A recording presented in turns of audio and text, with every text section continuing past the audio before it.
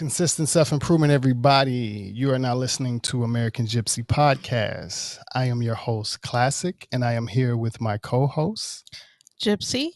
And today we have Stephen Lawrence. He is an international teacher and founder and director of One Pointed Mind, which is a workshop that introduces educators to the concepts surrounding meditative psychology. Stephen, it's great having you here today. Pleasure having you here. Nice to meet you. It's nice to meet you both. Thank you. So you should clarify. Maybe I need to clarify. Yeah. It's retired. It's retired teacher. I just retired last year. Yeah. Okay. It's a big word. It's the R word. Yeah. Okay. I guess before we get into One Pointed Mind, like tell us a little bit about yourself and what got you into this line of research. Well, I was a teacher for the past 12 years, international teacher living in Kuwait, Saudi Arabia, Qatar. I was in eventually in the last 4 years, I was in Shanghai. And before that, I was in Upstate New York, where I'm currently at. And I just put myself through school. I was a heating contractor, just a trades kid.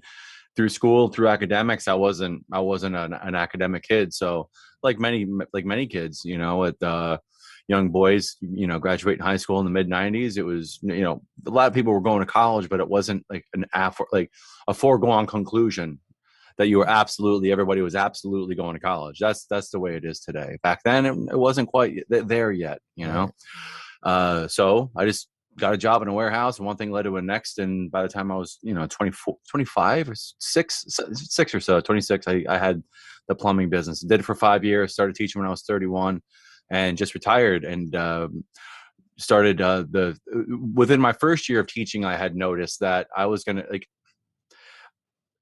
I started to do workshops for teachers to talk about meditative psychology and meditation and because I was doing my own research before I became a teacher, and I was finding some really interesting things just for me personally.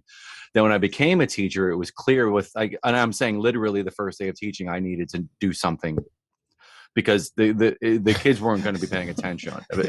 Some of them weren't. And I was listening to your podcast that you had with Abigail the other day, and that's her name, Abigail? Abigail, yeah.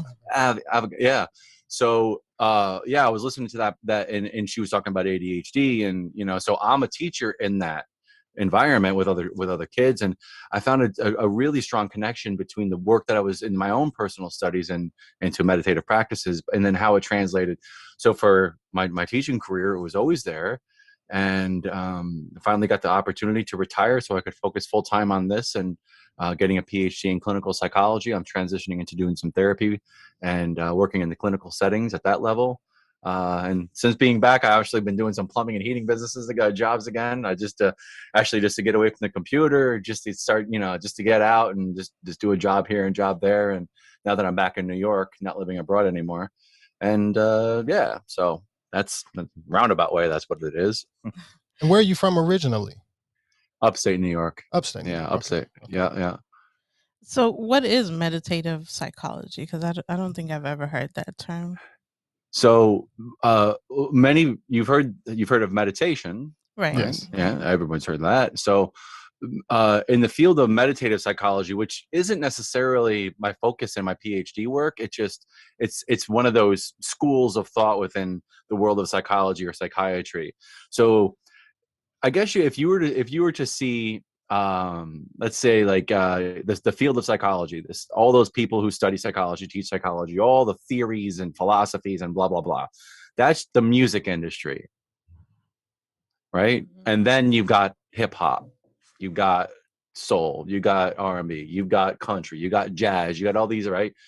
And so within these different schools of thought within psychology, like a different genre of music in a sense, meditative psychology is a branch within there that examines the impact that the practice of meditation has on people's everyday day to day, but also the impacts on the mind and if you're looking at trying to, say, for lack of a better term, help somebody, or to examine the challenges that somebody may be having, or someone's condition, or whatever it may be, doesn't have to be a disorder. It could be just how minds work, how I'm okay, but I could feel probably a little better. Like, I don't have a disorder, but something, I don't know. So, or at least knowing what feeling right is. A lot of people don't really know what feeling right with meditation and balance really is. So you could ask or what them, wrong are is. You say, well, or what wrong is, right? Yeah, like right. This is like, you might not feel good, but like, that's not wrong per se, right? Like, you're in grief. That's not wrong. Agreeing that you do feel something feels off. Or you acknowledge wrong. it, right? But the psychologist Carl Jung, he sort of broke it down into these ideas, not right or wrong, but like sense and nonsense. Does this make sense? Like, right? Like, so there's plenty of psychologists who work with someone, and I don't mean to laugh. It's not degrading it, but it's like, there's no wonder why you're struggling with your situation, with your predicament. You've had a really tough go at it, man. Right? It's not as it's not as if it makes sense. It's not a nonsensical situation, right? It makes sense. So there. So then when you're looking at engaging somebody in that position, to whatever degree in the spectrum it is, with any disorder, like you're saying, I'm good, I could just maybe feel a little better.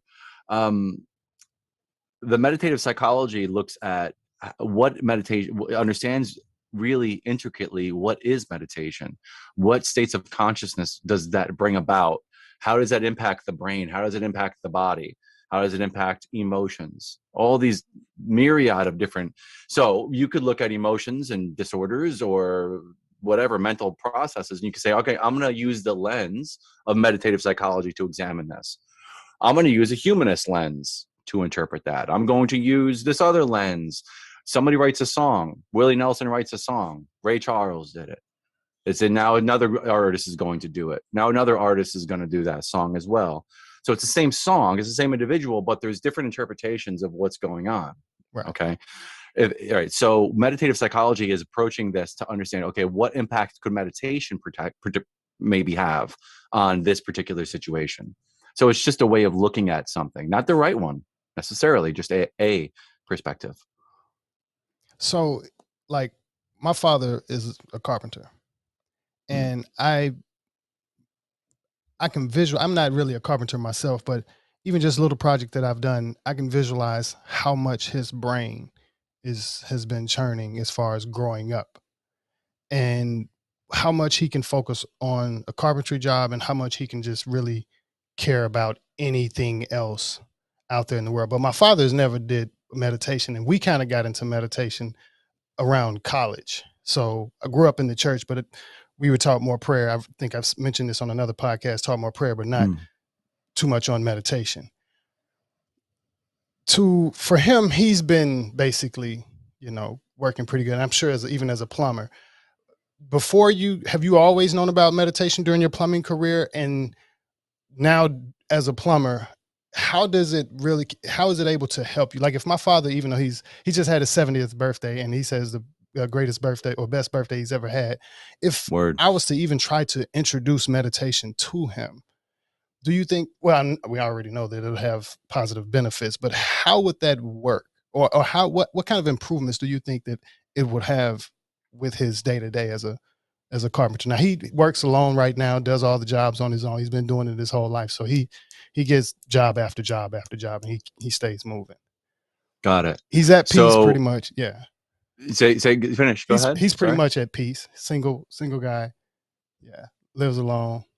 But just something while he's at a happy point in his life, and even to kind of get him to try to introduce meditation with how would I do that? One thing that's interesting about there are a couple things in there to unpack, and I'm gonna just give me like a hand in the air if I get tangential. I don't want to talk too much. I try to. I know. Go ahead. Yeah. There's a lot of stuff in there. What I ended up doing was, all right. So first, let's examine what meditation is. What is the idea of what I'm saying? The word meditation. What do I imply? What am I suggesting? All right. So, from my point of view, the way it appears to me, the way it seems to me, is that meditation is a state of consciousness. Meditation, when you're in a meditative state, you're one-pointed. Now, there's levels of degrees of meditation. because consciousness, like degrees of anger, degrees of sadness, degrees of love. Okay, there's degrees of a meditative state. What I was doing with my students, and often what is going on, perhaps with your father, and with me as being a plumber, when I was doing a job today, this week, I'm helping someone out, doing something, and when I'm talking about a one-pointed focus, if you can have a one-pointed focus, you're in it, you're focused on it, you're a musician. The music is you're, you know, that feeling, you're gone, man. It's not even the words. As a fellow musician, like there's levels of understanding the song as a musician. For me, this is my experience. Even writing the lyrics, writing it down, then you like, okay, now I remember the lyrics. Now I know the lyrics, and then I can let go of even of even needing to think at all about the lyrics. They're just, it's on, all of a sudden the song is over with, and I was gone as the channel for that music when it's right. And it's that's the flow, the state, the stretch, et cetera, et cetera. So when it comes to introducing the ideas to your father, what's interesting is that from my point of view, when he's in those one pointed states, or whenever we're in those one pointed states, I'm just doing my thing and I'm good because I'm in it and I'm doing it. That's a one pointed state. That is in itself a meditation, right? What tip now, where we're getting where it applies and where it's relevant, and why it's difficult to be in those states, is somewhat of what Abigail had mentioned last week, the last podcast, with some of the challenges that we have just living, right? So if my intention is to be in that one pointed state, connected with somebody in a conversation, for instance, when you're there and you know it, simply bringing our attention to it, you know, much of what I say in this podcast, or what might babble about some other time, or it's not like, these aren't my discoveries, like these, it's at all, like these are Right. ancient ideas.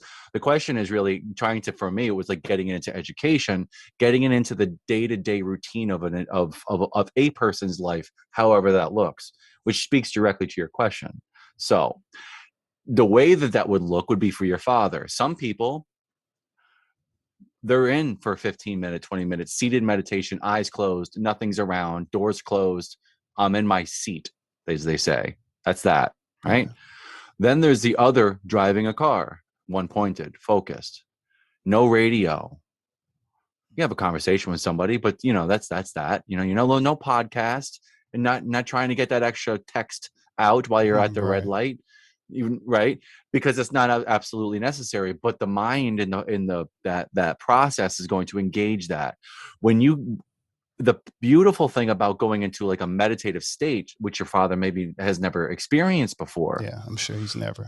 But if I were to guide him, or someone was to bring him into that state of stillness within, not necessarily just a one-pointed focus outside, but if you go inside into that state, then you start to have conversations about what is that like, what is that experience, right? And not necessarily like, is it for me or is it not for me? It's just like, how does that look? How might it look for me if I was to try to integrate that into my day at some time, right? Yeah, I've just kind of been talking to him more about, you know, experiencing some new things just at his age. I have a little experience with meditation, but it's, you know, nothing. So I could say maybe 40 minutes to an hour sitting still is more of the best that I got to, and I can understand, you know, even once I got past 5 minutes and 10 minutes and 15 minutes and 30 minutes, and yeah, it felt, you know, different, or you could get lost in it a lot more, or a lot easier, and it's easier to sit still and sit there and do it. But I know it'll probably be a little tough trying to introduce it to him. I was just curious about, you know. Yeah, well, I would say one of the, you want to do one now? I'll show you a really awesome 1-minute meditation. You can actually guide your father through this. Sure. Yeah, it's actually really, I find it very, very powerful. And actually what you can do is you'll find us on our YouTube channel. It's the 5, 10, 15, right? Okay. So what we'll end up doing is we're going to do a 5-second inhalation, 5-second exhalation, 10-second inhalation, 10 seconds out, 15 in, 15 out. Yeah. Okay. What I'm going to do is I'll do the count. Actually, I'll do this so I don't. You might hear it clicking, but the last time I did this for someone, I was noticing I was guiding them. My count was off, because I had it recorded, right? I was having a conversation. I was like, well, that was like 20 seconds. It wasn't 15. No wonder it was so hard. So I have a timer, right? Okay. My father's timer he gave me so I can keep track. My father had this when he was young. Wow. This is the one he gave me when I became a teacher, so that I can keep track of timing of things in my classroom. So here we are doing a meditation for your father from my father. This is dope. All right. So, I'll guide you through the process. And what I'm going to do is you have complete power and control over how much breath you take, whether you stop, whether you continue, it's all, you have complete power and control. All right. So I'll guide you through to bring your attention to your face, to your shoulders and your arms, and et cetera, et cetera. So we'll do a practice one real quick. We'll do a 5-second in, right? So we'll go in, slow and steady, 4, 5, and out, steady, no rush, 2, 1. Okay, that's that. You can breathe. Let your body breathe, however it wants to breathe. Now, Inhale. I'm just gonna inhale through the nose, or which do you recommend? whatever you want. Okay. Sometimes do the nose, like I usually inhale nose and exhale mouth. Sure. What it depends, right? Yeah. Sometimes you'll feel like you want to get like a lot of energy. Like if I'm trying to, it could be a mouth breath. Now, there's some suggest, and there's some indications perhaps that if you're breathing through the nose, it's more of a relaxed breath. Okay. And the mouth could be a bit more of a fight or flight kind of trigger. I could feel maybe that. but however, I've done plenty of breaths meditations myself where I'm breathing through my mouth just because it's what I'm inclined to do at this time, right? So it is what it is, and however you want to do it, complete control, right? Yeah, so that was the 5 in, 5 out, and I just watching your mannerisms as we're having this conversation, there was a shift. gypC, I saw there was a shift about 3 seconds in to the first breath. You slowed down after you got the breath in, and then, at least what I observed, it looked like there was a coming down, there was a settling, right? Mm-hmm. You got control of the breath and the calmness, right? So what we're exploring in this experience is that's our normal state, that heightened angst. Yeah, at least for me, right? that is, yeah. That for many, right? Because that's just the stress of the days. That's the family. That's this. That's that. That's just, so what happens is we end up not bottling it in a negative. It's just we contain it. Our bodies respond to it because of the adrenaline and the subtle stressors that we feel and we'll experience. And if our conversation goes into that way, we can discuss that more. So for this, you're going to notice that as we go through this, the mind is going to start to grab your attention. You're going to notice chatter, maybe a voice in the head, the noise, thinking, right? What I'm asking you to do is bring your attention to feeling, not thinking. Feeling. It's not in the head. gypC's looking up. She's like, how do I feel? Yeah, I'm like, wait, right? Feeling, right? Okay. Yeah. It's great. It's perfect, right? Because what you can't think through it. You can't think yourself into it. It's underthinking. It's actually absence of thought. It's feeling. The nothing in the center of the chest. It's your essence. You're down. You're here, hey?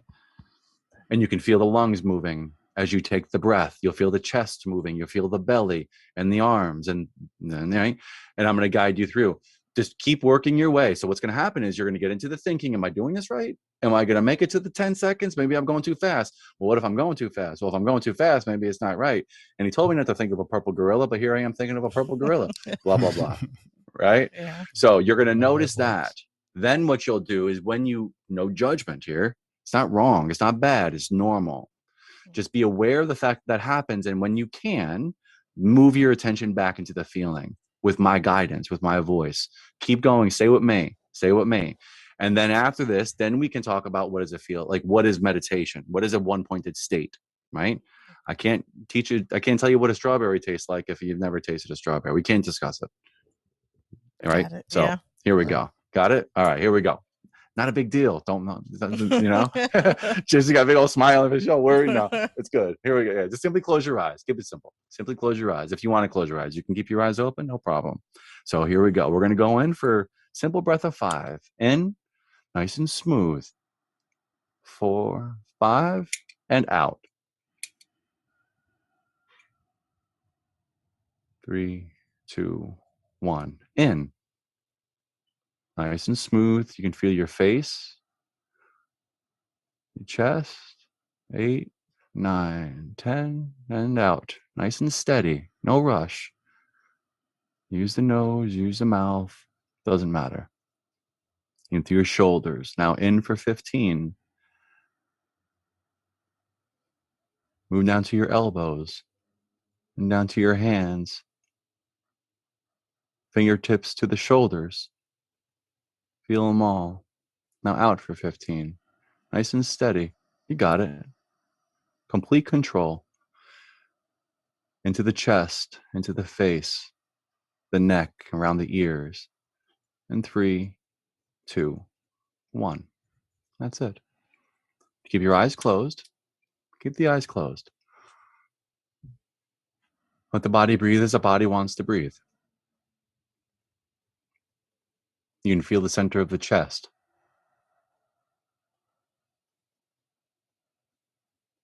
Give yourself 3 full breaths at your own pace. And after the 3rd breath, gently open your eyes. After the 3rd exhalation. No rush. Hold the center. Now as the eyes open, stay. You can still feel the center. And then there's the awareness of the world around you. Just as you're aware of the thinking, just as you're aware of the breath, just as where you are aware of the arms, you can be aware of what you're seeing, the world. Stay there. So you hold the center and then you look. You can be aware of the thoughts, the outside world, the body on the chair. Okay? So, well, that'll conclude the meditation. So when we're not in that state of presence, stillness, we are typically in thinking. Mm-hmm. And the thinking is typically is constructed about, it could be a problem, not a bad problem, right? Your father trying to figure out how long this needs to be. What type of wood am I using? What's the angle? Calculations of distance and all the picturing it and seeing it in his mind's eye, all that. Those right? are all of the things that I was visualizing doing the project that I was doing. So I could only imagine, and it was temporary. So I could only imagine he's been doing this for years. Years. Yeah. Now that's, we can stick with that when we start to talk about doing something skillfully with mastery, and then there's genius, and right. But working with children, working with setting up a podcast, whatever the calculation may be that you're, so you're not solving a problem, a problem as in a bad thing. It's just you're doing something. You're just simply doing something, right? That's that state of doing what you need to do. Then there's also thoughts about the future, about relationships. Well, I have to I have to do this, or I have to do that, and that happens in the thinking as well, right? Projected to the future, or the stuff that happened in the past, or that I didn't do this correctly, or maybe I could have done better. Reflection, positive reflection, or regret and stress, trauma, whatever it may be, real problems from our experiences from the past. So if we're not in the state of stillness, a meditative state of consciousness, which is what you were experiencing, and can continue and is continued to be experienced into the future while you're doing your work. Right.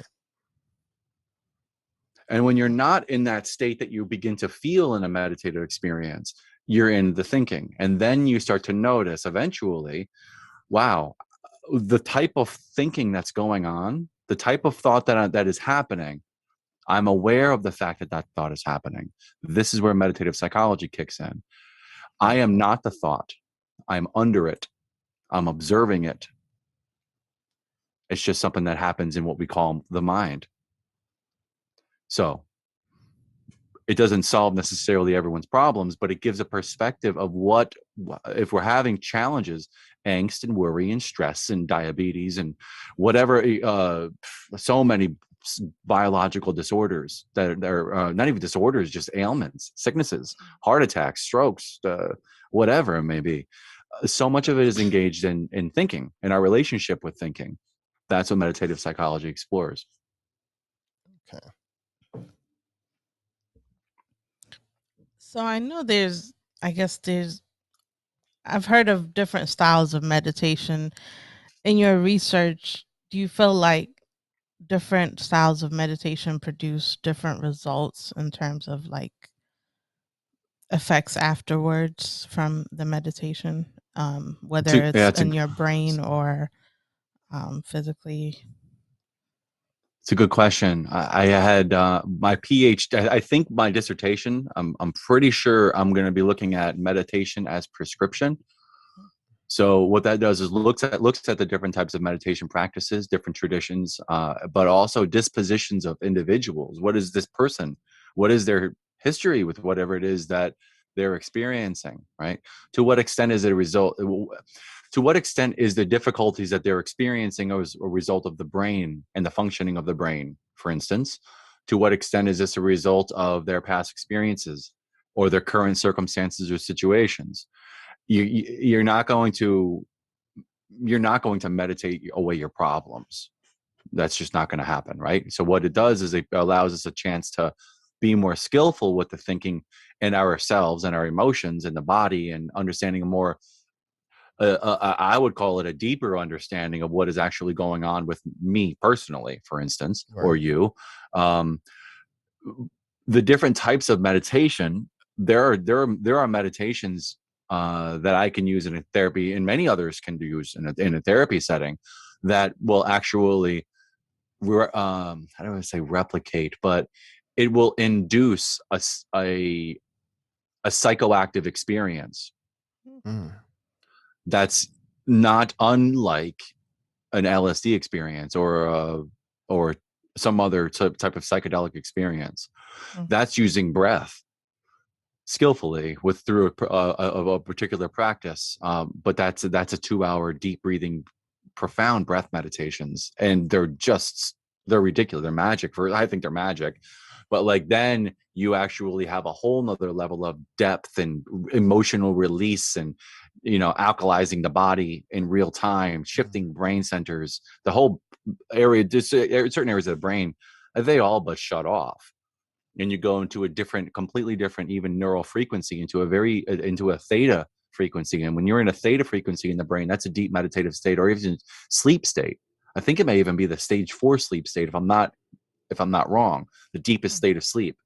But you're conscious, but your brain is in that frequency, but you're awake. So that's an entire different shift of a whole different state of consciousness. You have a 5, 10, 15, which I'm getting, say I drove home and it's like, man, I got all the stuff. I got all the shit in me from my day, and I'm going to go into my house now. Let me do 5, 10, 15 quick. Right? Yeah. Now that 5, 10, 15 for us to do it here, it was long, I explained it and blah, blah, blah, but that's literally a minute, literally. Yeah. Right. Yeah. That's why I love it so much, because I know where I'm at. It's a minute meditation. Your deep meditations, your seated meditations, for instance, in large extent can be determined by the amount of times you're doing a 5, 10, 15. If you do 3, 5, 10, 15s a day, 3, you wake up in the morning, before you don't even touch your phone. Your phone doesn't need to be touched for 15 minutes, at least. Fact, maybe even an hour. Really, what are we doing? Right?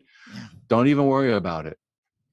Do what you need to do. Wash your face, wake up, blah, blah, blah, blah, blah. Grab a glass of water, sit down and do a 5, 10, 15. Do it 5, 10, 15 in your bed. Don't even have to get up yet. Right? Yeah. Just do it.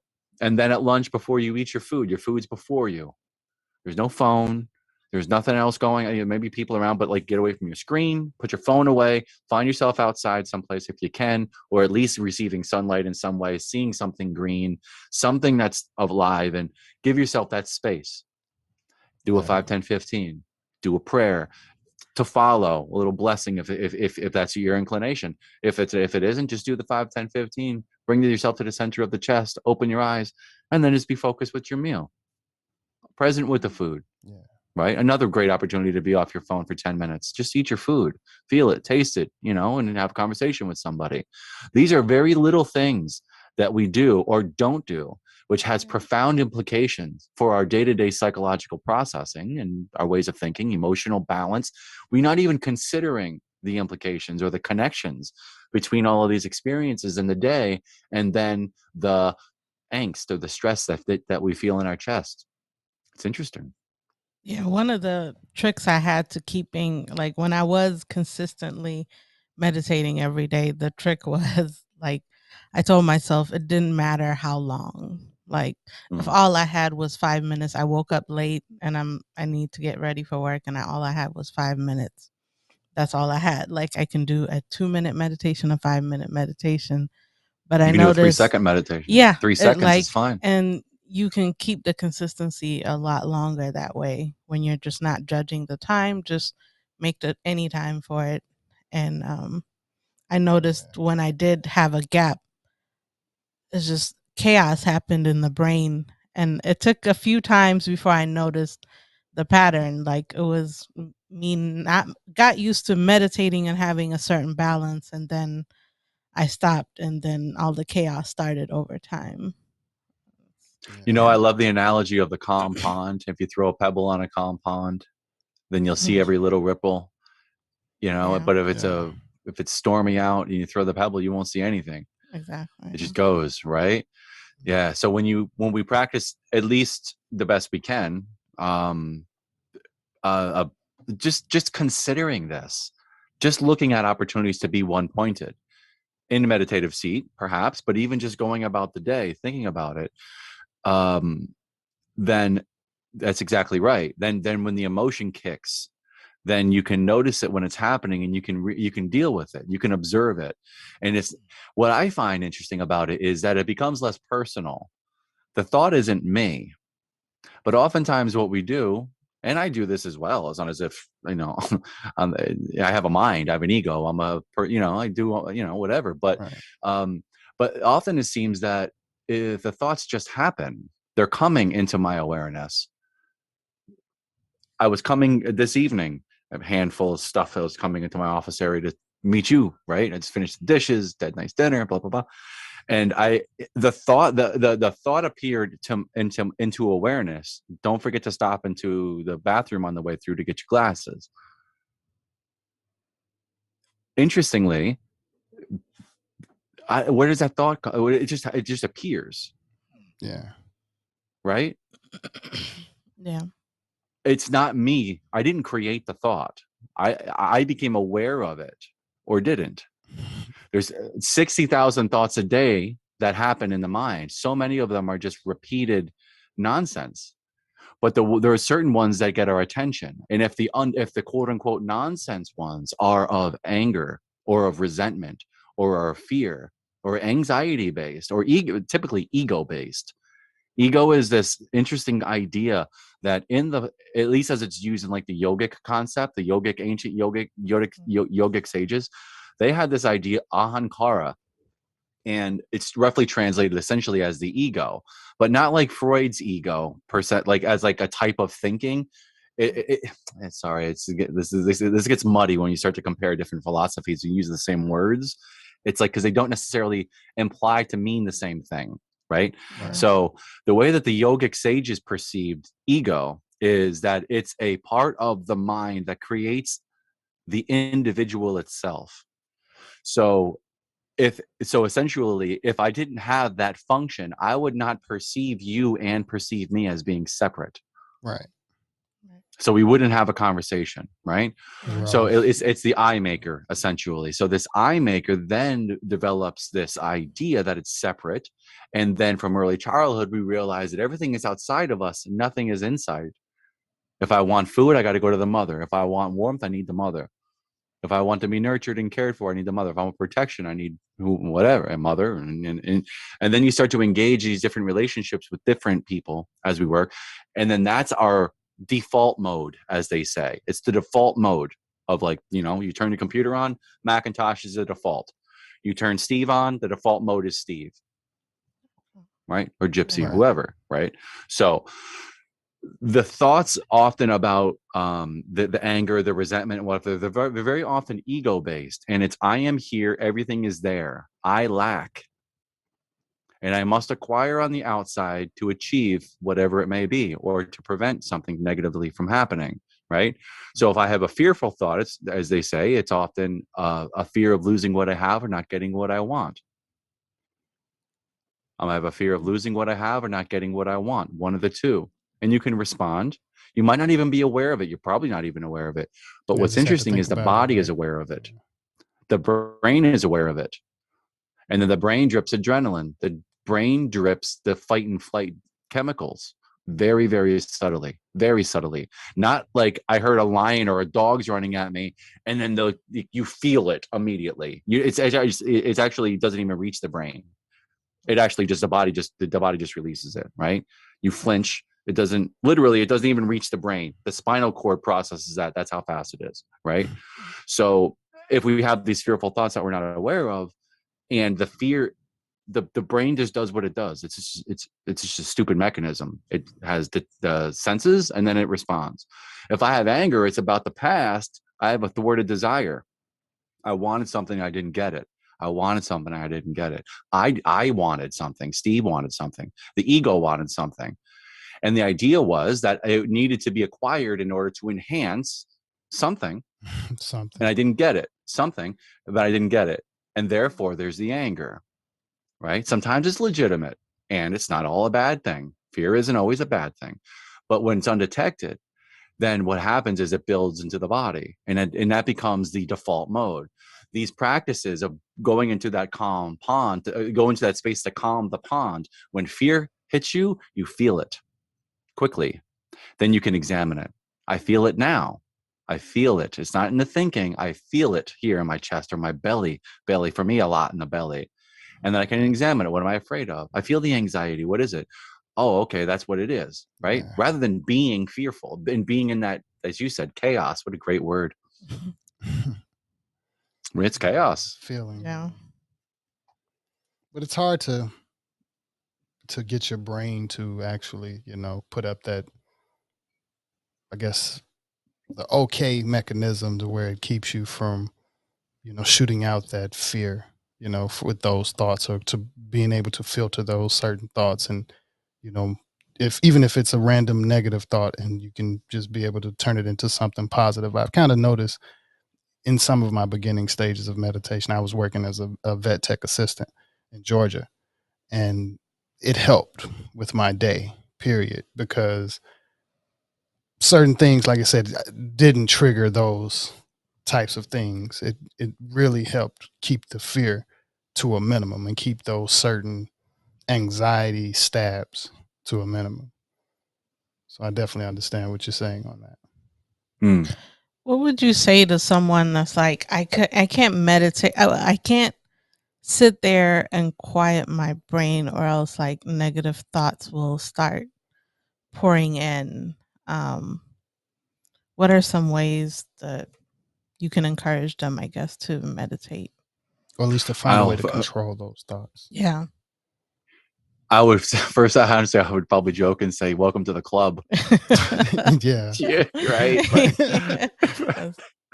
Oh, you are human too. Cool. Nice to meet you. I'm Steve.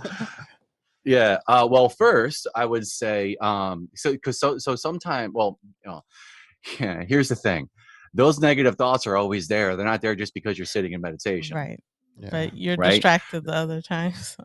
Now you're right. Right. That's your default mode. And imagine, could you, right? Like, it's interesting. It's very, very interesting to think that that's the default often, right? So those negative thoughts come in, and so what we typically do is we realize that what I have is control over where my attention goes often, not all the time, right? Because even if I wanted to, I'm the way that the brain works, it's going to sway, and your attention is going to shift somewhere, somehow within every 90 seconds, at least.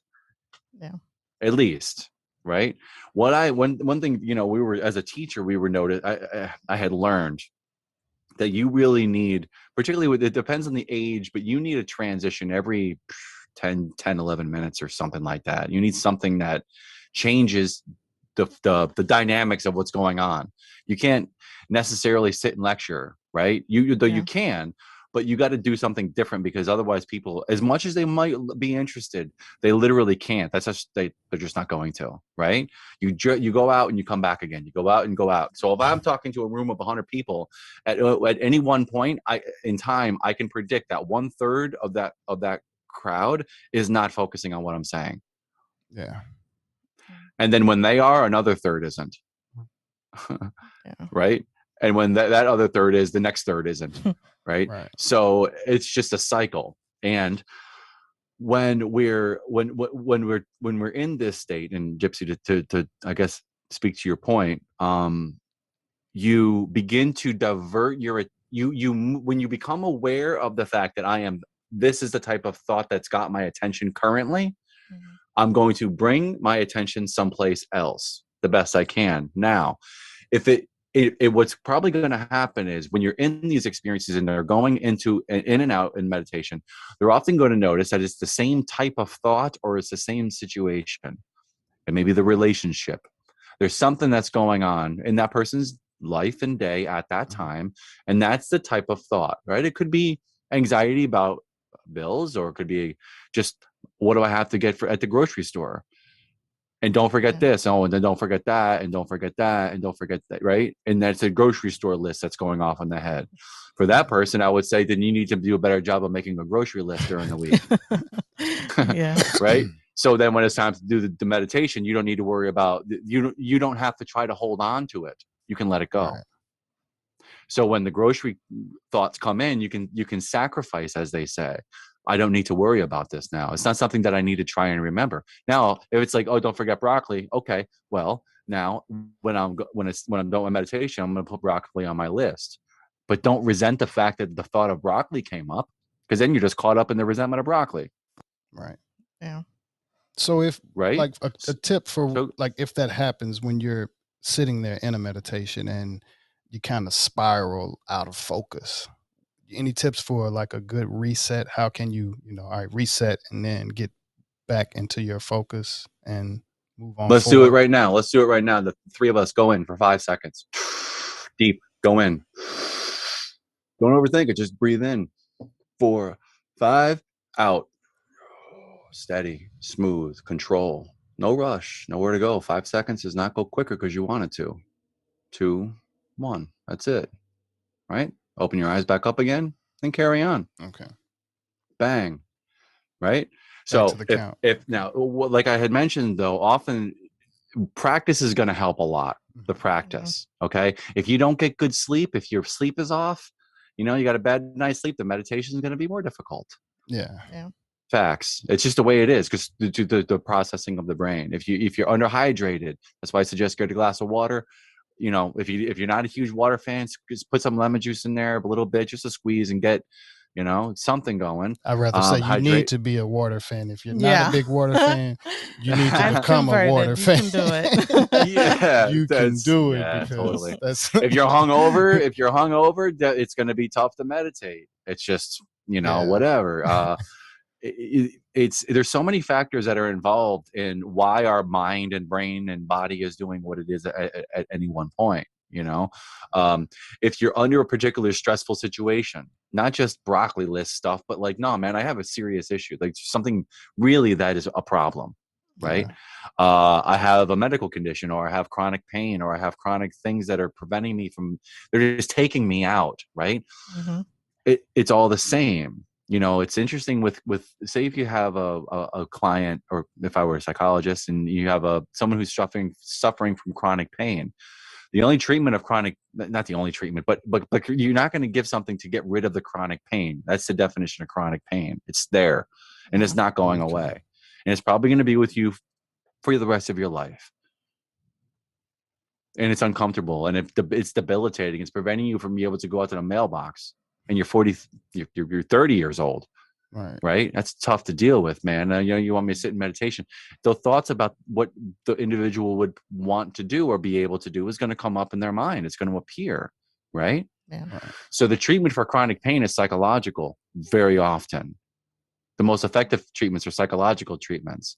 And one thing that they would often use is a meditative practice or the cognitive behavior therapy. Mindfulness-based stress reduction is another very common one.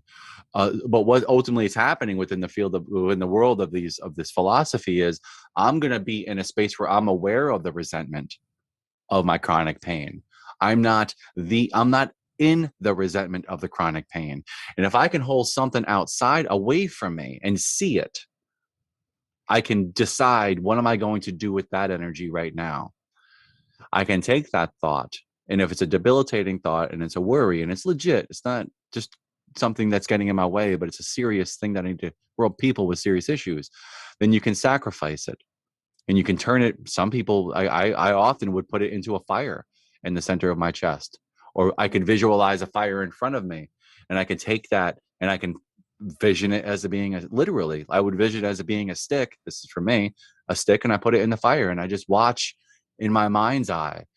I feel the warmth inside of me of the fire becoming brighter with the sacrifice of that which was debilitating me. The promise is that the more that you're able to do that in a pattern, then you're not only rewiring your brain, literally the frontal lobe, its relationship with the back of the brain, the parietal lobe, hippocampus, amygdala. Those areas they're different. They function differently with people who are regular meditators. The amygdala is very emotion based. It's emotion memory, right? So our emotional response, the amygdala is a very, very important factor in that. It's part of the brain. So this part of the brain is different with people who meditate. We see it in science with the fMRI imaging. It's a different process. With that individual, 6 months later, their amygdala functions differently. And a byproduct of that is emotional intelligence, emotional regularity, not flying off the handle. Doesn't mean they don't have fear or anger. No, that's all right. But it's different. It's different. The hippocampus is very important for memory and learning, and it's also responsible for stress in some stress processes, but also like also emotion. They're both very, very related. But if the hippocampus, which is responsible largely for learning, transferring information from the short term to the long term stores. So we have like a working memory, 2 to 3 seconds. You do something with it or it's gone, that information, right? Yeah. Right. So if you hear somebody's name, ideally is you do something with that name, right? Otherwise it's gone. Yeah. The tip for me, it works really, really well. No. Right. I met Shirley today, and now there's a second time I met Shirley, because the first time I was like, I don't know a Shirley. I remember this. And I came back to the coffee shop today in the town that I'm doing this job to grab a cup of coffee, and I was just like, I'm so sorry, I can't remember your name. She goes, I can't remember yours either. So as she said Shirley, I was just like, I was like, Shelly, I knew it was there. And I said, because I don't know a Shirley. So I couldn't associate her name with somebody else that I know. So therefore, I had less chance of, that's my trick for me. You do something with it. You associate the person's name with someone else that you know with that name. The likelihood of you remembering them is exponentially higher because you've done something with it in 2 to 3 seconds, right? Okay. Now Shirley Temple. Now I'll never remember. I'll never forget Shirley, because I was like, I don't know a person, but Shirley Temple. So that's her, right? Now then it goes within a couple of minutes into short-term memory. Working memory first. Short-term is a couple of minutes. Now you want to do something again within a couple of minutes with that individual or with that information or whatever it is. And then you have a better chance of it going into long-term stores to be recalled later on. That's all a neurological process. But it starts with the psychological process, which is interesting, the intention to associate it, or the habit of associating the names with someone else you know. That's a practice. And the reason it becomes a practice and the reason it becomes habit is because at first you start to realize, I wasn't doing it. And I keep forgetting. Yeah, that's normal. And then the reason that I'm doing it more, in part, literally, is because my brain is different now than when I first started doing it. That's now my default mode. Name, ideally, try to associate it. Same thing will happen with stressful thoughts. Stressful thought appears. This is what I do with this type of thought. It's just a thought. We put the emphasis on it. We say it is stress or a name. We define it, right? So our relationship with it changes. It's just a thing, and half the time it's not even real. It's just in our heads. It doesn't, like, in the present moment, in the meditative state, it doesn't exist. Yeah. It just exists in our head. It's something that happened previously, or it might happen in the future. It's a trip, might not man. even happen. It probably won't happen. Yeah, it might not. And it's utter it's utter delusion. And that's our you know what I mean? It's like that's how we live. That's how, it's hard to control it too. Sometimes, you get better at it, but it is hard to control, and you do wonder where the thoughts come from. Well, you know where they come from, but I know that I personally have gotten better with that. As far as I find it interesting, for me, like, often you don't know where, for me, right? So when I would work with a client, for instance, they're dealing with whatever it is that they're dealing with, right? And some people are like, oh, this is a past life. It's a past life thing. It's like, oh, maybe. I don't know. Like, maybe it is. But maybe it isn't. I have no idea, right? And I started to notice this particularly with myself as well. But I've been dealing with someone, and they have anxiety. They're having a difficult day, whatever, right? And we were talking about something, and now this would actually come up often when I was talking about those gypC. We're talking about those deeper meditation states of, like, heavy breathing for a couple of hours. Right. You start to experience emotional release, which is it's utterly beautiful. It's incredible. But then you have the debrief after that, beforehand, after, then you continue to talk, and it's like all of a sudden the vision of my father appeared. And, like, it was just all, and you unpack the story. What would it look like, or whatever it may, what did you see? What did you feel? For me, when it happened to me, when I went through the experience for the first time, I released my father's pain of his father losing him. I released my father's pain of his father leaving him when he was 2.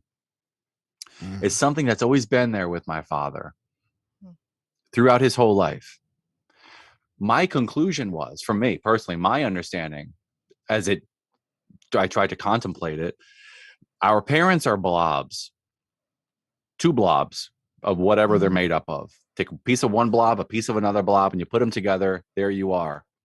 Your blobbiness is a result of their blobbiness, right? Now, you are born, you have experiences, there's culture, there's upbringing, which, we have there's this idea of epigenetics. Our genes are changing constantly. Right. They're always changing based on the experiences that we have. This is the root of evolution, right? Right. So I have a lot of my father and mother, but what's interesting is I also have their fathers and mothers, and their fathers and mothers, and their fathers and mothers. There's something deep within the evolutionary existence of humans, no different than the goose or the pig, or you leave a pig out for a few months, it starts to grow tusks, only within a few months, because it's a wild boar that's been domesticated. It's going to change very quickly. It's crazy. They get they get hairier really, really quickly, right? They change. So we also change. Our genes change with our experiences. But what was deep within the essence of the blob, which was part of me, which is part of my father, was actually the stress and pain of his father leaving him. It's in me, in part. And to what extent is my depression, or anxiety, my anxiety? Generational in the field of trauma. Say again? It's a generational trauma. Generational trauma. Yeah. It's an interesting contemplation, but it's real. In the DNA. Yeah. So when I say, like, we don't know where the thoughts get, my past life, like, maybe it has nothing to do with you. Maybe it has to do with more with the fact you got cut off in the taxi on the way here. I actually You didn't drink enough water. I actually do watch some past life regression sessions on YouTube. It's actually fascinating how they take them back to all the different lifetimes, and sometimes they're not even human. But it's a very fascinating thing, and how that helps them with their current life, because some of it is tied to, I guess, who you were in your past life and some of the stuff you went through there. that translates to you smoking cigarettes in this lifetime or something weird. Yeah, or it's like some sort of Or stressor, right? some Yeah. weird Uh, personality traits or something like that. or inclinations or Yeah. dispositions, for me, being a teacher, it's not a decision. It's I am a teacher, right? Yeah. Mm. Like a musician's a musician, a mother's a mother. It's just what you are. Yeah. So the question is, like, to what extent this gets into this, in order we entertain that conversation, and actually in my school, Saybrook University, they do a very good job. My focus in my PhD is clinical, it's clinical psychology, but it's consciousness, spirituality, and integrative health. Hmm. So the ideas of Interesting. spirituality coming into the field of psychology is super important. And what's Mhm. interesting, I had learned this only a couple months ago. The root of the word psychology is the study of the soul, not the study of the Wow. mind. I didn't know I that. didn't know that. Neither did I. So to find that out and to study, like, if anybody's interested in really learning more about like a particular psychologist or someone that at least I think is groundbreaking and cool, his name's Carl Jung, C.G. Jung. And I've heard Jung of was a him. student. Yeah. So Jung was a student of Freud. There's a number of books you can get. Memories, Dreams, and Reflections, I think, is a big one. But you can YouTube him. A number of people talk about his work. Jordan Peterson has some really good lectures on Jung's work. You can search Jordan Peterson lecture, and he actually has them from the University of Toronto. He put a camera up at the top when he was lecturing Yeah, I his watched a courses, few of his. his Yeah. classes. So you can check out some of Jung's work. But one thing he was important for was his understanding of the unconscious mind, his explanation of the unconscious mind, but also archetypes. These ideas that with an archetype, it's like the hero is an archetype, and there's the hero's tale. In any hero's tale, you always see the same story, right? They're call to action. They reject the Mhm. call to action, but they have Mhm. no choice after a while. They have no choice. They have to do it. It's like they're calling, but there's something existential that's a threat that if they don't act, something more serious is going to happen. And then they fight their fear, and then they go through it, and then they succeed. And wasn't without challenge, but in the end, they've accomplished it, right? That's the hero tale. We all Right. have the hero archetype in our psyche, within Mhm. our personality. We have our own relationship with the hero, everybody. And Mhm. that's why it's such a universal tale. And that's why they tell it in so many different ways. And we might relate with certain heroes in certain stories in different ways, right? Why Mhm. they say it's important that the hero is represented in as many forms as it possibly can be. But the other side of the hero, as Jung would say, the shadow, is the victim. Mhm. So there's the victim mentality. I'm not a hero, I'm a victim. I'm Mhm. threatened and I'm beat down and I'm prevented from being able to be a hero by something outside of me, some sort of systemic system. Something's preventing this from happening. So if you're stuck in that victim shadow structure within the psyche, within the thinking, that's the default mode. That's the lens through which you see everything, as a victim, not as a hero who sees a challenge, who will overcome it. It's very interesting. And then there's the mother, and there's the shadow mother, the overbearing mother is the shadow of the mother archetype, right? The Yeah. evil uncle is the shadow of the father archetype. And you see these in these stories, right? So in those ideas, I love it with the past life, those conversations there. It's interesting because they'll look at those. We're working through those archetypes over and over and over again. Yeah. Mm-hmm. I like how everything is starting to integrate now. Like things that were only in the spiritual realm is now coming into the science and other things. So even with quantum physics, they're discovering a lot of different things now that's used to be more theories. And yeah, it's pretty interesting how everything is blending together. Well, I think in order to understand things, at least for me anyway, it's like you have to study those other realms, like, you know what I mean. It helps us to Mhm. connect the dots. So in psychology, it started, the basic principles were, there was the world of biological processes, and we know things are going on in the brain, things are going on in the body, therefore a type of thought will arise, right? Or what I say and what I do is a result in part to biology. It's also in part to culture and our upbringing. right? We do what we do partly because of culture and society, right? And our relationships with other people. This guy's an idiot, so I have him responding like, whatever. Yeah. You know what I mean? You're responding. So, and then, or someone's beautiful, and therefore you respond in that way. Whatever it may be. And then you also have like they say the ideas of consciousness and thinking, right? Mm-hmm.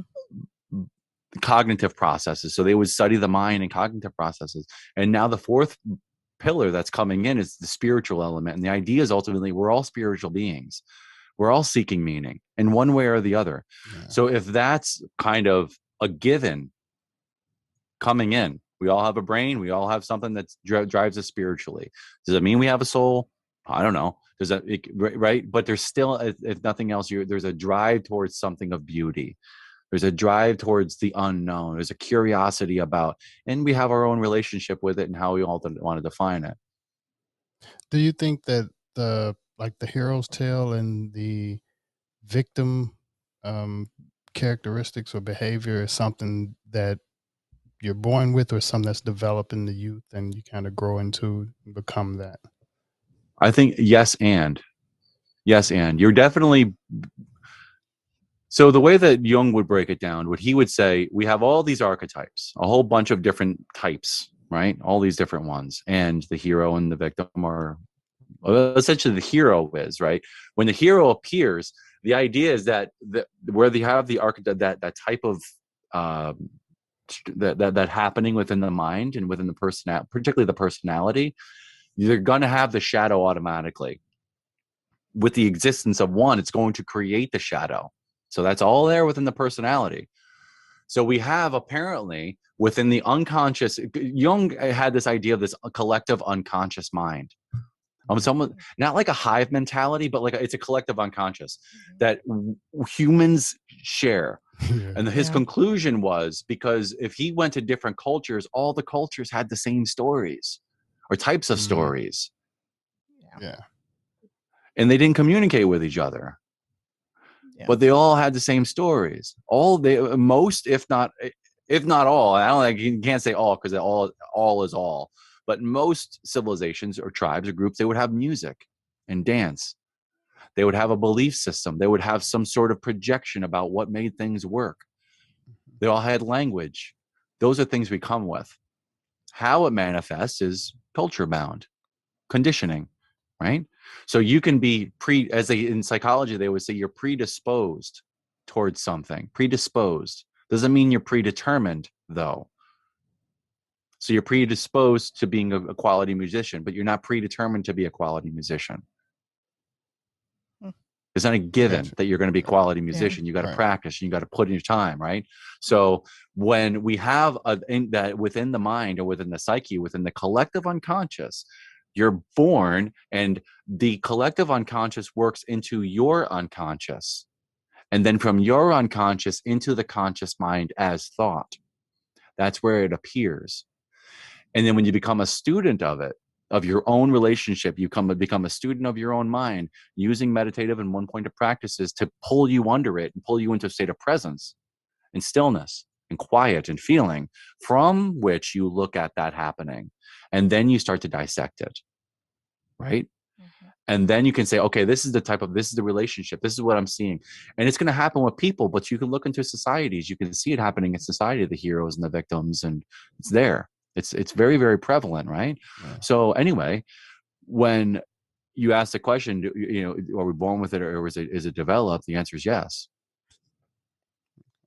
And then your relationship with it determines how you behave. Mm-hmm. So how do we encourage meditation practice to young people? How do we integrate it into the schools, or like? Well, with One Pointed Mind, we have right now there's online is a 6-week training program for teachers. And the first 3 weeks is to kind of get into the brain. We really study the brain quite a bit to understand what are the processes that are happening in the brain when it comes to learning, when it comes to focus and attention, when it comes to emotion and emotion regulation, emotional intelligence, however you might want to call it. And then we start to look at the teacher's curriculum, their their demographic. Are they teaching 5-year-olds or 15-year-olds? It's not the same thing, right? Then the teacher begins to implement the ideas of a one-pointed focus whenever they can in the classroom. So instead of just transitioning, so often in school, particularly middle school, high school, where they're changing classes a lot, or in elementary school, if you're changing routine a lot, if you're going from this table over to that table, over to this table, now you're going to go to music class, now you're going to come back and we're going to go to PE, you're going to go, whatever.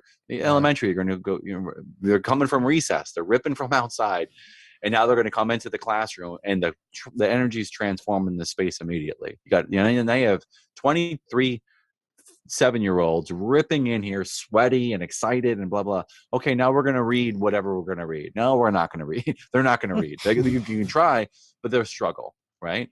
So you can transition them consciously, get them into a one-pointed state quickly. And then it doesn't even need to be meditation, quote unquote. You can do a beautiful little practice of breathing in the color of the feeling that you want to feel and breathing out the color of the feeling you don't want to feel. Breathing in the color that you want to feel in your chest, you could see it. What does it look for you? Is it smoke? Is it light? How does it move? Just watch it. Don't try to control it. Just watch purple come, because that's your color. Your purple is coming in, and then the green is going out, and you can watch it. Just watch the light. You're not focusing on the emotion. You're focusing on the color and the movement and the feeling and the presence. And then going into a state of presence pulls them out of the angst of the mind. It's like getting out of a pond. No different. You're just stepping out. And then once they step out and then they open their eyes, they're here. And then you can engage education.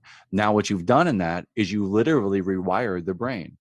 Because if you look at frontal lobes of meditators, of prefrontal, the frontal lobe is if you put your hand over your forehead, right? So that's a reason, logic, critical thinking, and attention.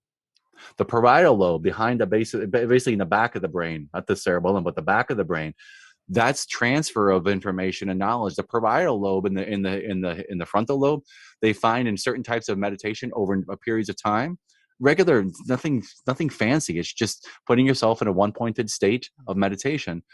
The connection between the frontal lobe and the parietal lobe are increased. There's more neural processing and more neural connections.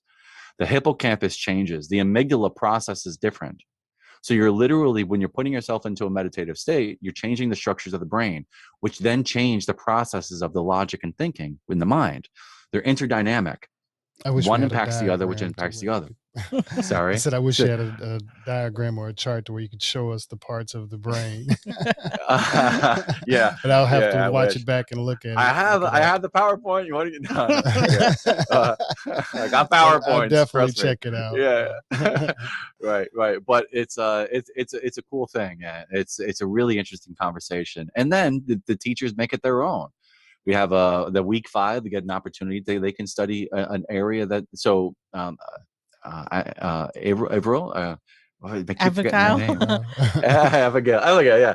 She would probably go to ADD or ADHD if she was taking the one-pointed mind 6-week training program. Okay. And I have literature and there's resources that we provide for someone who would want to do that. They want to focus on depression or bipolar, leadership, whatever they might want to focus on. Week 5 is where we provide resources for them to, search around a little bit. But it's all the way down to reconstructing your classroom for the teachers, maybe restructuring their home and the environment that they have got. How many people's couches the living room is, everything's focused around the television. You walk in and it's just like TV. It's like an amphitheater, but what if you structured it differently? So actually if the chairs are facing each other, do you even, right? Just reconsidering how we structure our environment and with the morning routine and process.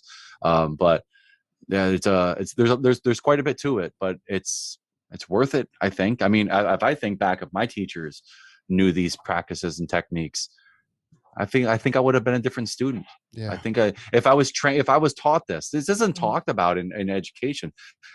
She mentioned in that podcast too, like there's so much that you're not going to learn as a young teacher going through teacher training.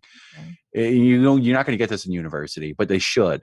They absolutely should. This should be a normal part of training for an educator. In my, nothing else is more important as far as I'm concerned. If the kids can't focus, the kid can't pay attention, then You lost them. we're wasting our time. You We're felt wasting like- our time, right? And it's unfortunate. Or generations are being lost. And now with COVID and everything else that's going on, with the issues that young kids are having, we're all having. My friend and I were on the phone this afternoon. We were talking about it. It's serious, man. It's like, it's real. It's not something that, I don't know. It's not something to be dismissed. I don't think it's just too important. Yeah, it's definitely going to be a lot of psychological trauma behind this whole thing, and meditation will be something that a lot of people will have to, as far as really be prescribed eventually, because especially the kids, everything changed for them. Like school is not even normal in a lot of places right now. Breaking screen addiction is going to be an all-time challenge. Yeah. Week 4 of our program, we talk about, I was noticing this so my master's is in technology integration. My undergrad is in social studies, history education. Then I got a master's and taught graduate classes for teachers to integrate technology to elevate learning. And I had, it's actually really funny that like it didn't take long actually, where I developed a workshop where I started to teach. I went to Athens. I did some other leadership conferences for students and whatnot. It was called Striking the Balance, where I recommend and suggest we need to pump the brakes on the use of technology in education. Pump the brakes. Because often what we're doing is we're simply replacing the technology, or let me say this, we're introducing a technology that all but replaces paper. You don't gain anything. It's just now not on paper. Yeah. It doesn't enhance the learning. It's just, now you're just doing this, right? If you're using technology to enhance learning in some way, then nice, okay? But all too often we're not. And what we're finding is when we get the kids online for research or whatever it is that they're doing, which is necessary, absolutely necessary, we're finding that it's changing. And with social media itself, the incessant use of technology is changing the way our brains work. So the screen addiction is no different than, when you start, you give kids any other drug, or give an adult any other drug, right? You can't, it's not to suggest like screen addiction is a problem for kids. She talked about that in that podcast as well. It's an issue for everybody. Yeah, for sure. Yeah. Mm-hmm. I'm glad I don't get a lot of phone calls. Yeah. But what's interesting, it's that same, instead of going to the breath, you just go to the phone. Yeah. But it's looking for the gratification. It's looking for the stimulation. So the screen addiction in many ways is actually it's a chemical addiction that we have to the hormone of the excitement or of the trigger. So when we're triggered by something, and not necessarily just likes, but we get it with likes, we get that feel good hormone. That's analogous. Actually, it's not anything analogous. It's the same drug we get for love and sex. It's the same hormone, the same neurotransmitter, and amongst others, right?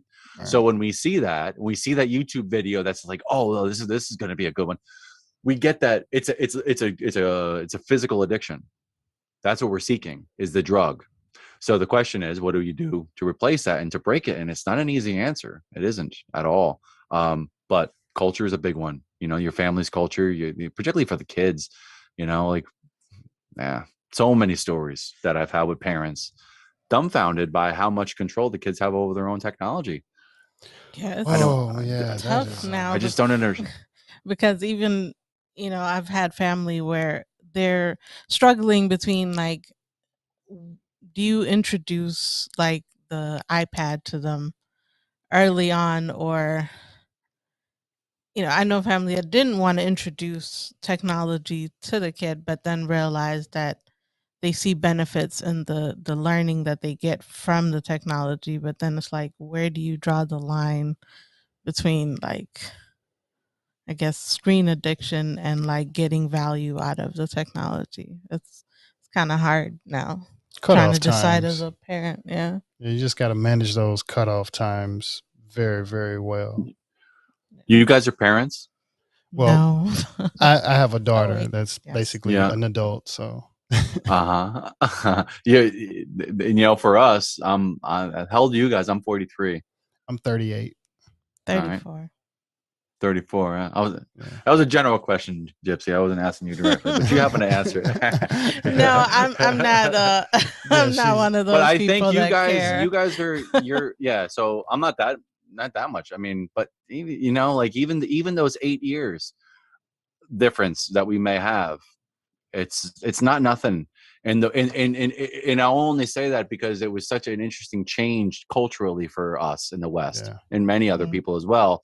When you get into the introduction within the mid 90s of late 90s, right? Like I don't know the exact dates and things like that, but the internet was around just as I was coming through high school.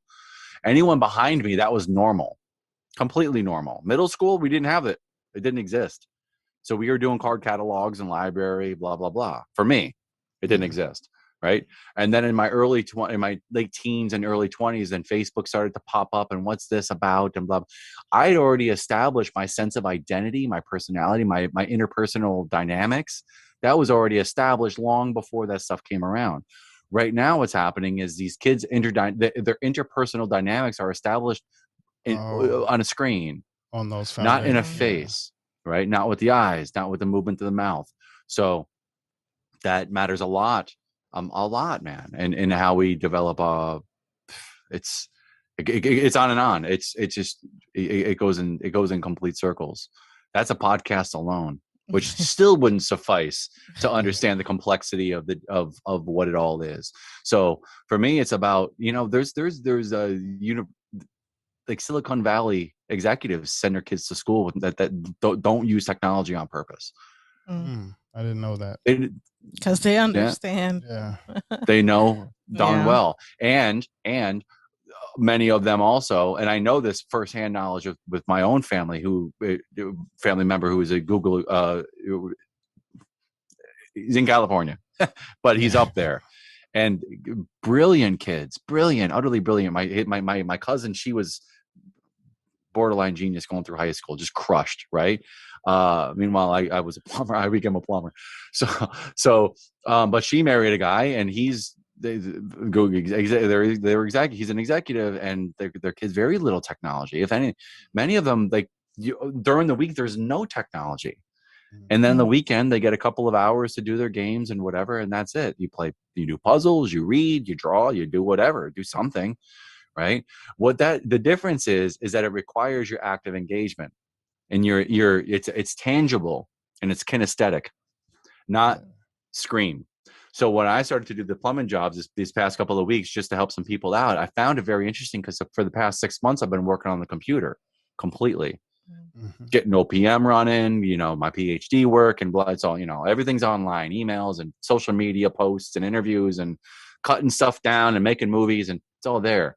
But when I got out and I started to do the plumbing again, I was just like, God, I absolutely love this. First of all, I'm speaking to people face to face, which was really weird how that was noticeably foreign, but beautiful. And all of a sudden I was just like, oh my God, I love people so much. It's like I love people so much. But then I started to actually put the parts together and start to build the systems and and everything was just like, oh man, I miss this. I really do. And like you were saying earlier, that it was for your father with the carpentry, it was a completely different, okay, I need to sit down and wow, this is really interesting, because I was a teacher for 12 years. I haven't done it, and so getting back into it, it's a really, really interesting process. But absolutely beautiful. So yeah, for the kids, pump the brakes on the technology as soon as possible. Not evil. It's not evil. Just let's think about it. Let's just think about it. Swap that's out. all I'm saying. Trying to get a good swap out and get them out into nature a little more and keep that outdoor, just away from technology. There's a balance with everything. Like I spend a lot of time on the computer because I'm a web developer by day. But at the same time, there was a span of time where, I just wanted to do something else, something that required me going outside, because I hated being in cubicles and there's no windows and all of that stuff. So I don't know, I think there's always a balance, because in my spare time, I do everything outside, like hiking and rock hounding and snorkeling and doing different things. So there's a balance that you have to have with technology in general.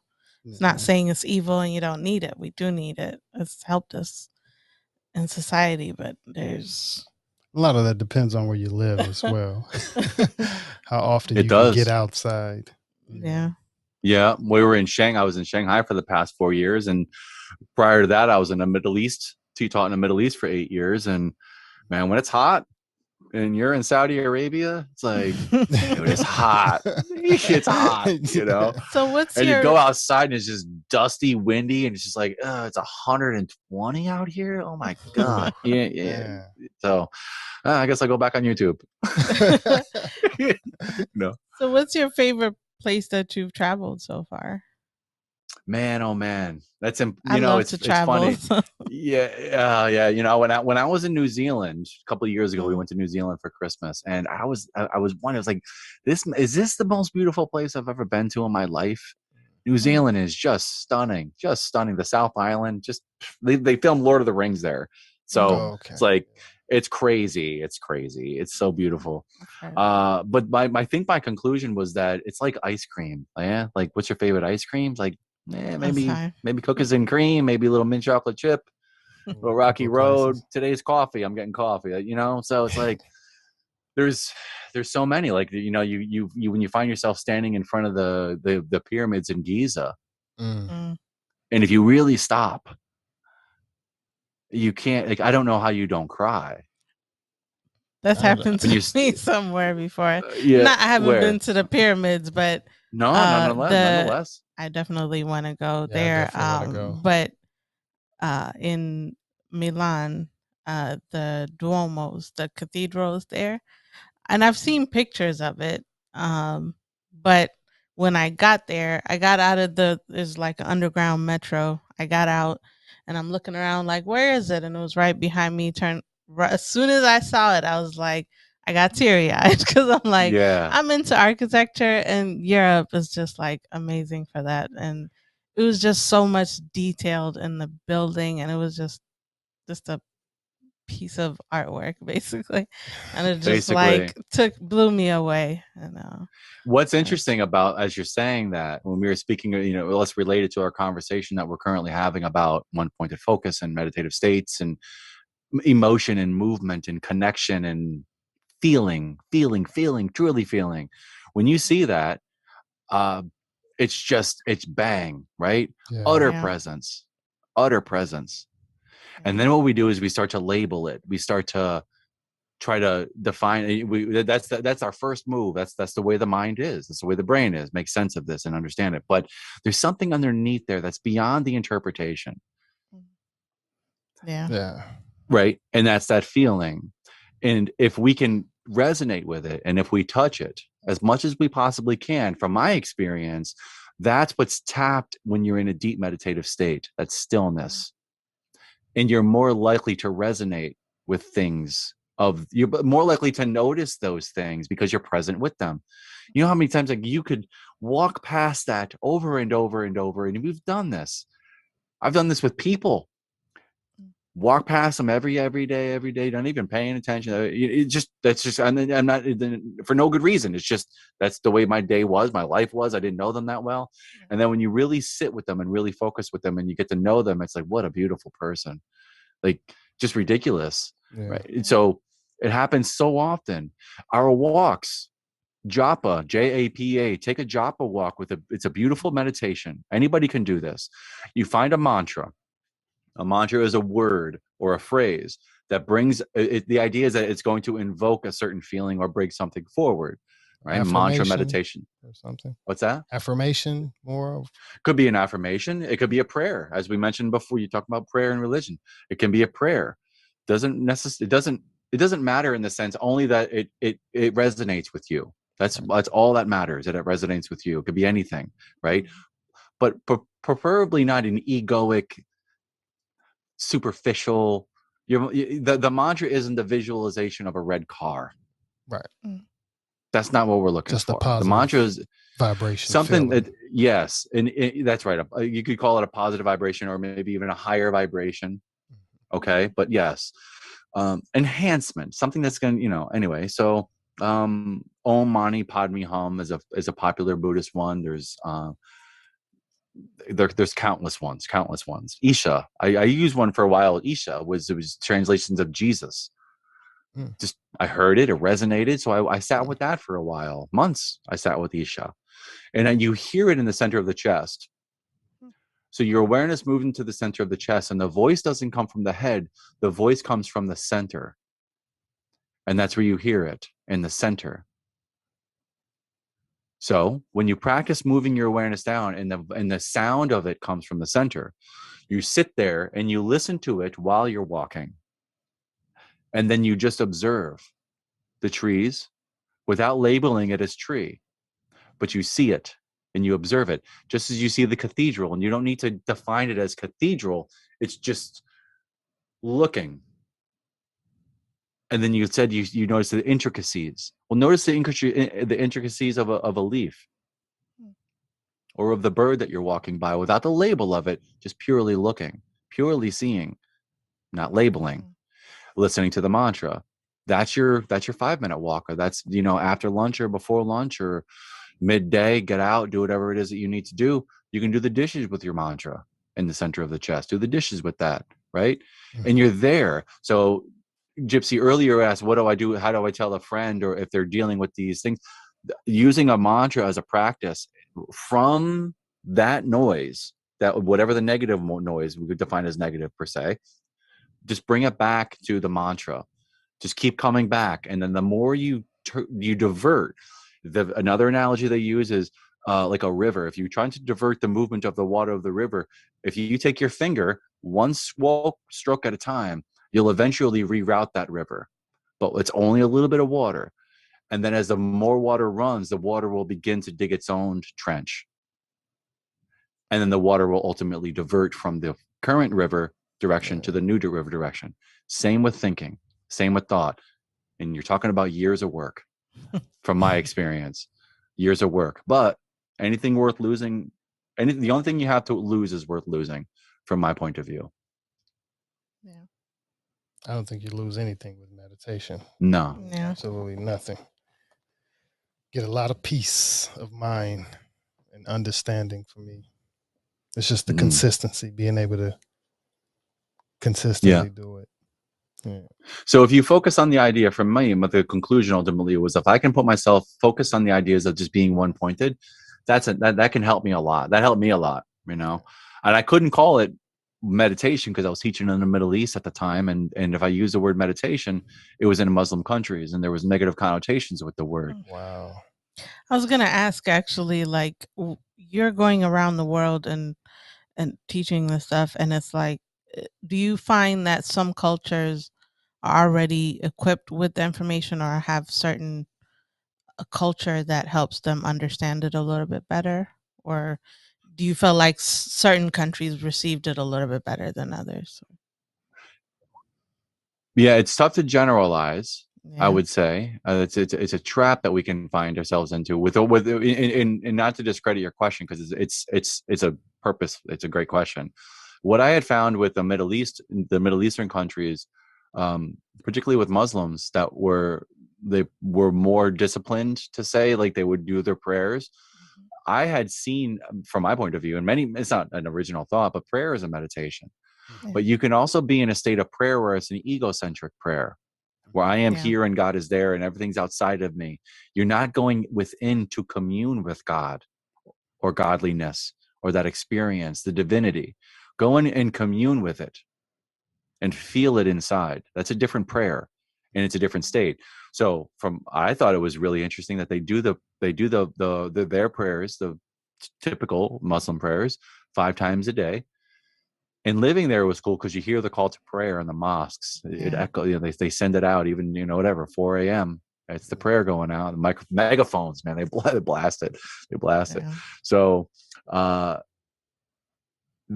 if I was wondering, boy, I wonder how my life would change if I meditated for 5 minutes a day, 5 times a day. Or if I meditated 5 times, 5 minutes a day, what my life would be like. Like, how would I change? And that devotion, the commitment to that's very interesting as well. The ritual of it, the practice of it. It doesn't need to be ritual in the sense of the ritualistic religious practice, right? Because really religion is a way of life. It's a set of practices. That's the religion, right? And then a belief system, often religion is built upon a belief system, which you get deities and gods and practice, whatever you're supposed to believe. You're supposed to think this. Well, within that, you also get behaviors and actions, ritualistic practices. Practice of prayer before food. It's one of the things I've learned to greatly appreciate is a quick little just close your eyes and just find your stillness in your center before you eat. Every time you eat. And once it becomes a ritual and a practice, you find it has a lot of really beautiful benefits. And if somebody were to find themselves in communion with God in prayer and feeling a sense of love and connection, then awesome. But you can still feel that when you're going through the process of like having a little still session before. I like stillness sessions. I often call them stillness sessions as a teacher as well. Okay. Find a little stillness session and just get your center. And you can get the benefit of that as well. The same benefit as someone who's praying to God, being grateful for the food, Don't get me started on gratitude. Yeah, definitely grateful. Gratitude is one of my favorite hashtags. Yeah. That's powerful, man. Getting into the brain, that's a beautiful thing about what happens in the brain when you invoke a state of gratitude. Yeah. Before you end your meditations or before you move on from whatever it is that you're doing, you tell your final intention is to bring the awareness of something that you're grateful for. Anything, right? It changes everything. You go from a sense of lack to a sense of fulfillment, of fullness. And it's crazy, man. It's just a thought, and it changes your biology. It changes your sympathetic system, parasympathetic system, and these are these little beautiful little things that you can do and try to integrate. Yeah, I've actually I start my meditation with a gratitude session first and then get into the meditation. I don't know start, why I started that, but I just was like, a good way to get into the meditation, I guess. Well, it takes you out of that ego sense of lack, which is the voice of the ego, right? I lack. Instead of saying I lack something, grateful for. You're grateful for them. It's fulfillment. It's fullness, right? Yeah. Fullness. Yeah. It's been a great talk with you. We're not going to hold you too long. Go ahead. I was going to say before you go, tell them where they can find you and your program. All right. So you can go to theonepointedmind.net. Theonepointedmind.net is the site for the teacher training program. It outlines it, the prices, and it's all there. We're building the YouTube channel, The One Pointed Mind. One Pointed is hyphenated for the record. Instagram, got The One Pointed Mind. It's all right. Okay. I'm trying, but we're a startup. They just retired from teaching, so we're getting that rolling. The whole social media thing's a whole nother ball of wax, getting into all of that. But LinkedIn, you can find me on LinkedIn. We can communicate through LinkedIn. Steve Lawrence, The One Pointed Mind on LinkedIn as well. Reach out. Well, it's been a pleasure talking with you, and I appreciate you giving us your time and consideration and being on the podcast.